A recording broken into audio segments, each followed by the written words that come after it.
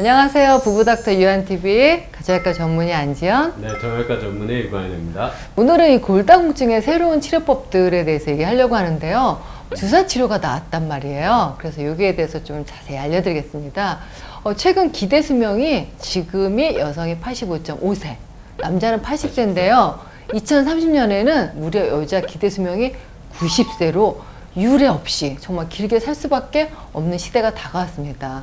아니, 이 원장님, 네. 저는 그래서 이렇게 90세까지 산다면 제일 걱정되는 게 바로 골다공증이에요. 왜냐하면 여자들이 폐경되면은 그 직후에 뼈가 5년 동안 일생 동안 가장 감소된다 그러고, 또 연간 3에서 5%까지 소실되기 때문에 폐경 여성의 30%가 이 골다공증이 될 수밖에 없다고 하고, 그렇죠. 나이가 들면 여성의 정말 반수가 골다공증 상태가 든다 그러는데, 아니 골다공증이 도대체 어떤 병이에요? 골다공증 글자 그대로 뼈에 구멍이 많은 병이죠. 우리가 이제 뼈를 생각하면은 되게 단단하다고 생각하잖아요. 네. 하지만 이제 이 뼈가 쇠하고 나무처럼 가만히 있지가 않고 끊임없이 파괴되고 새로 생성이 일어나게 됩니다. 그래서 우리 일생을 보면은 나이 한 30쯤에 뼈가 최고로 강해지고요. 이후 매년 조금씩 약해지게 됩니다. 그래서 이제 작은 외상에도 쉽게 부러질 수 있는 상태를 골다공증이라고 하고요. 네. 우리가 검사를 해보면 골밀도 검사상 수치가 마이너스 2.5 이하인 경우를 골다공증이라고 할 수 있겠습니다. 골 감소증은 다음에 또 얘기하겠지만 네. 그 수치가 네. 마이너스 1에서 마이너스 2.5까지를 골 감소증이라고 네. 합니다. 골 감소증, 그것도 진행되면 골다공증이 다공증. 되는 거죠. 근데 골다공증에도 종류가 있다면서요? 여성의 경우에는 네. 폐경 이후 생기는 이제 폐경 후 골다공증이 있고요.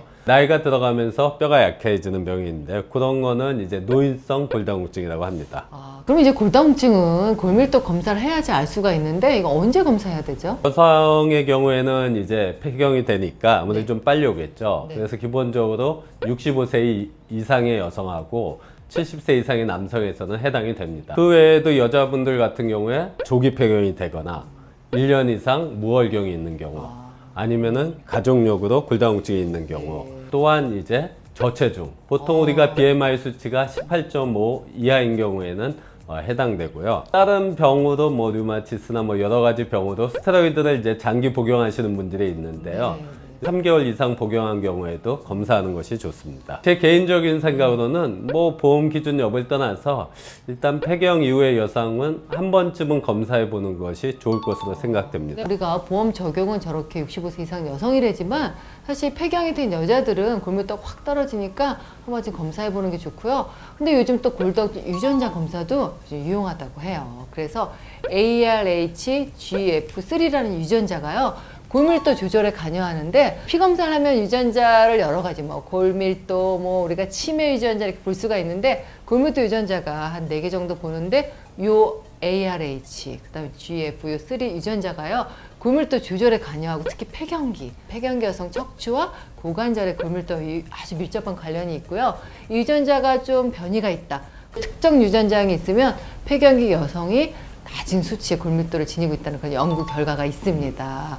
근데 골다공증이 그러면 어떻게 치료해야 되나요? 좀 전에 이제 골 감소증하고 골다공증에 대해서 얘기해 드렸잖아요. 골다공증 치료하면은 이제 약물 치료가 따로 있겠습니다. T스코어가 이제 마이너스 2.5 이하인 경우에는 골다공증 약제를 따로 복용하는 것이 좋겠습니다. 식이요법으로 칼슘이나 비타민 D 섭취, 아니면은 이제 단백질을 섭취하거나 운동을 하거나, 그런 일반적인 치료도 이제 충분할 수 있겠고요.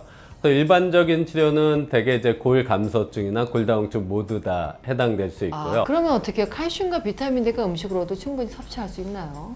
음식으로 섭취하는 게 가장 않죠? 좋죠. 네네네. 가장 좋은데 이제 일반적으로 칼슘은 우리가 하루에 800에서 한 1000 정도는 먹어줘야 되는데요. 케일 좀 드시고, 음식이 우유, 생선. 유제품, 생선, 콩류 그런 게 있지만 그게 쉽지 않아서요. 충분히 드시는 게 결국에는 이제 칼슘 보충제 같은 것들을 좀 복용할 필요가 있고요. 비타민 D는 사실 햇빛만 충분히 쬐면은 걱정할 필요가 없는데, 근데 현실적으로 좀 어렵죠. 요즘 같은 이런 겨울에 12, 1, 2에는요, 햇빛을 쬐도 안에 함량이 충분하지 못해서 비타민 D가 피검사하면 뚝 떨어져 있어요. 보통 우리가 비타민 D 피검사를 해보면 정상 수치가 30에서 한 100 정도 나오는데요. 근데 우리나라 사람들 대부분은 제가 검사해보면 한 10 정도 나오더라고요. 네. 여자들의 한 80%가 요 한 30 이하, 우리가 심하면 정말 20 이하로도 나와서 요 겨울에는 좀 비타민 D 복용을 좀 잘 해주시고, 너무 낮다 이런 분들은 비타민 D 주사로. 단백질 섭취 중요하다고 하죠. 단백질 중요하죠. 보통 킬로그램당 한 1g은 먹어줘야 되니까요. 보통 그러면 하루에 3끼를 먹는다 생각하면 70kg 정도 되면 하루에 한 끼니당 한 20에서 25g 정도는 섭취해줘야죠. 그렇죠. 끼니당 20g은 요 손바닥만한 뭐 고기, 살코기, 뭐 생선, 아니 뭐 계란 뭐 3개 요 정도가 이제 끼니당 20g 단백질이고요. 규칙적 운동 중요한데, 골다공증 환자가 저한테 원장님 그러면 수영하는 게 좋아요 하고 물어보시는데, 수영해야 되나요? 아니면 뭘 해야 될까요? 수영 좋은 운동이죠. 네. 하지만 이제 골다공증 자체를 위해서는 뼈는 좀 자극이 가야지 강해집니다. 자극이 가야 돼요. 그래서 체중 부하 운동이 좋아요. 걷는 거, 뭐 줄넘기 같은 것도 좋고요.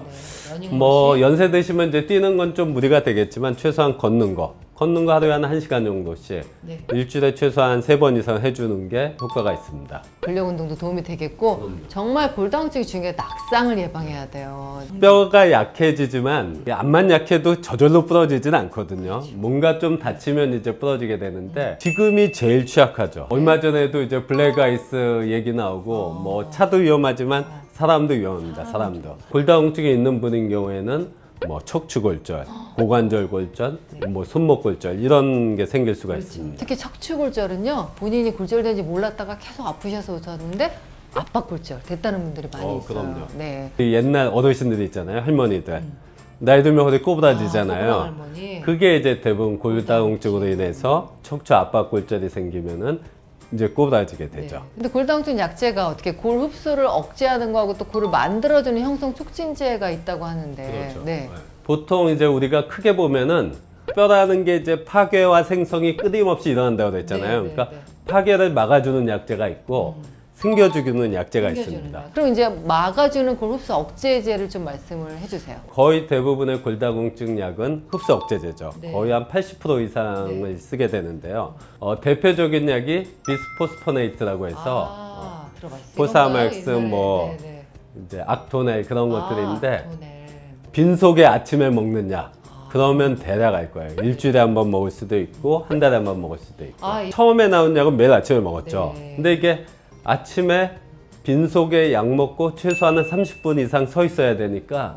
왜 그래야 돼요? 왜냐면은 이 비스포스포네이트라는 약제는 음식물이 있으면은 흡수가 안 돼요, 몸에. 안 돼요. 그럼 공복 시에 먹어야 되는데, 그럼 공복 시가 어느 때가 제일 좋으냐? 아침. 그러면 일어나자마자 먹는 게 제일 좋죠. 안에 먹고 뭐가- 이제 누워 있으면은 이게 이제 역류성 식도염이 생길 수가 있어요. 식도염 때문에 그렇군요. 그래서 역류성 식도염을 이제 예방하기 위해서는 최소한 30분.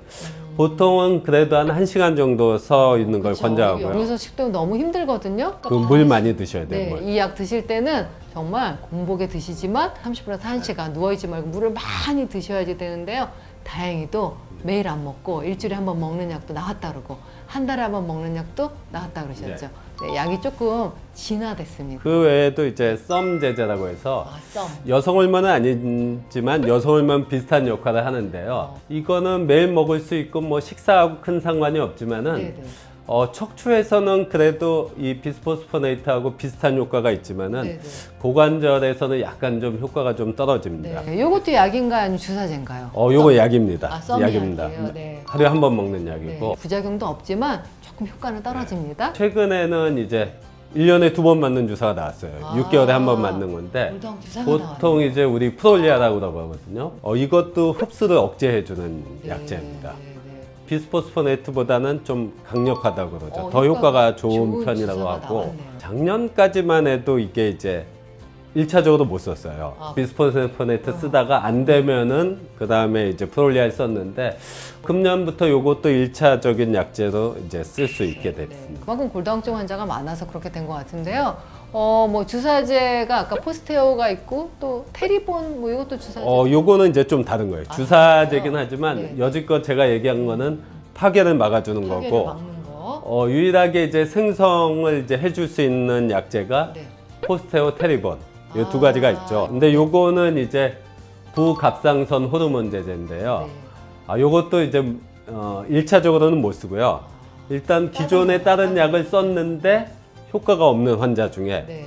그런 환자 중에서 나이가 65세 이상이고 아, 보험 적용이. 그렇죠. 네. 티스코아가 마이너스 2.5 이하, 네. 골절이 한 최소한 2개 이상 있어야 돼요. 한 개 안 된대요. 2개가 있어야지 우리가 보험 적용이 보험 적용이 돼. 되는데. 좀 까다롭네요. 아무래도 주사제니까. 이게 비싸요. 비싸요. 네. 보험 적용 안 받으면 6개월에 거의 한 180만 원 정도 듭니다. 많이 비쌉니다. 많이 비싸요. 네.